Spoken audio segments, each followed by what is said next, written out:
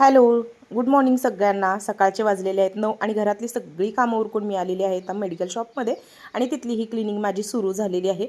एखादा दुसरा मी शॉर्ट्स त्याच्यावरती पण टाकलेला आहे, पण म्हटलं चला तर अजून एकदा बनवावा. बऱ्याच ताईंची फरमाईश किंवा एक कमेंट असते की तिथंही शूट करत जा आणि दाखवत जा सकाळी नंतरचं रुटीन. आता सकाळचं तर ह्या गडबडीत गोंधळात मला घरातलं काहीच किंवा कोणतीही रेसिपी तुमच्याशी शेअर करता येत नाही, पण इथे मात्र म्हटलं थोडंफार करावं.